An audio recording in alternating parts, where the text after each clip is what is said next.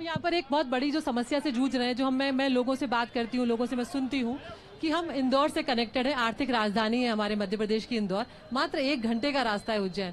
लेकिन जब छात्रों की, छात्राओं की, बच्चों की पढ़ाई की बात आती है तो उच्च शिक्षा के लिए आप उन्हें उज्जैन में नहीं रख सकते। अभी मैं यहाँ पर लोगों से जाके बात करूंगी, ज्यादातर लोग ये बोलेंगे कि उन्हें 12वीं के बाद या शुरू में ही उन्हें बाहर भेजना पड़ा है। तो शिक्षा के स्तर में अब इस तरह का सुधार हो जाना चाहिए कि हमें यहीं पर समस्या का समाधान मिल जाए। मेडिकल कॉलेज की भी यहाँ पर मेडिकल कॉलेज के सर दावे करते करते बहुत वक्त हो गया, कब आखिर खुलेगा?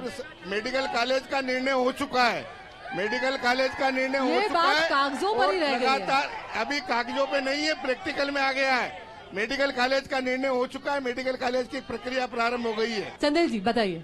अदिति, मैं एक मोर मुद्दे पे बात करना चाहूंगा। जो उद्योग धंधे वाली बात जो तुमने कही, वास्तव में यह शहर अभी तक अभिशप्त था। अभी तक उद्योग धंधों के बारे में अभिशप्त था। किसी समय में यहाँ की चिमनियां धुआं उगला करती थी और ये पूरा शहर, जब कॉटन मिल यहाँ हुआ करती थी, बहुत सारे लोगों को रोजगार मिला था।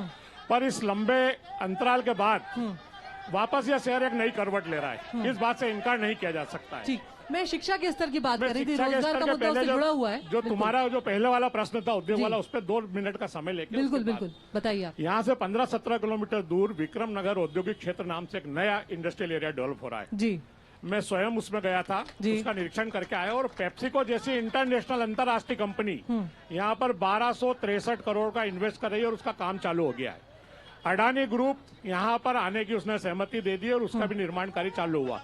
यह मुद्दा सही है कि एजुकेशन के लिए यहाँ के बच्चे बाहर जाते हैं, सत्य से इनकार नहीं किया जा सकता। या तो यहाँ के बच्चे कोटा जाते हैं, इंदौर जाते हैं। पूर्ववर्ती सरकारों ने प्रयास करा था, यहाँ पर एक नॉलेज सिटी करके बनाई थी, यहाँ से इंदौर देवास रोड पर दुर्भाग्यवश वो नॉलेज सिटी का कंसेप्ट जो असफल हो गया। कोई भी कॉलेज, कोई भी वहां पर अलॉटमेंट के बाद कोई भी बिल्डिंग बनाने को तैयार नहीं हुआ। तो वो उज्जैन वासियों का दुर्भाग्य कि हम उसको डेवलप नहीं कर पाए नॉलेज सिटी को। इस बात से इनकार नहीं किया जा सकती। आज के यहाँ उज्जैन के बच्चों को कोचिंग के लिए, उच्च शिक्षा के लिए या तो कोटा जाना पड़ रहा है। यही मुद्दा मैं उठा रही थी और इसी के लिए मैं शेखावत जी से जवाब चाह रही थी, लेकिन शेखावत जी ने मेडिकल कॉलेज की बात की, जो आप कह रहे हैं कि वो खुल जाएगा। दिनेश जी आप अपनी बात रखिए, फिर मैं अब जनता के पास। मैडम, मैं पूरे ग्रामीण और शहर दोनों की बात करूंगा। जहां तक एजुकेशन और हेल्थ की बात है, तो हमारे यहाँ के लड़के एजुकेशन के लिए इंदौर, कोटा वगैरह जाते हैं जी। कोई बड़ी कोचिंग भी नहीं है, कोई बड़ा इंस्टीट्यूट भी नहीं है। और आपको एक जानकारी के लिए बता दूं कि पूरे उज्जैन जिले के अंदर छोटे छोटे अस्पताल तो हैं लेकिन डॉक्टर नहीं है।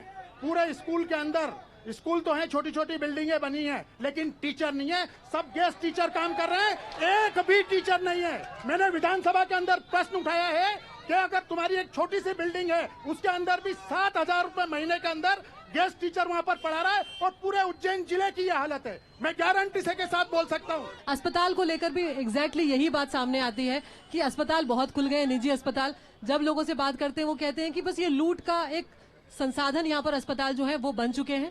जब किसी को इलाज की जरूरत पड़ती है या जरा सा भी किसी को तकलीफ होती है, एडवांस इलाज की जरूरत पड़ती है, उज्जैन में लोगों को भरोसा नहीं है, वो तुरंत लेके इंदौर जाते हैं। और कई बार हम देखते हैं कि डॉक्टर्स भी इंदौर ही रेफर करते हैं।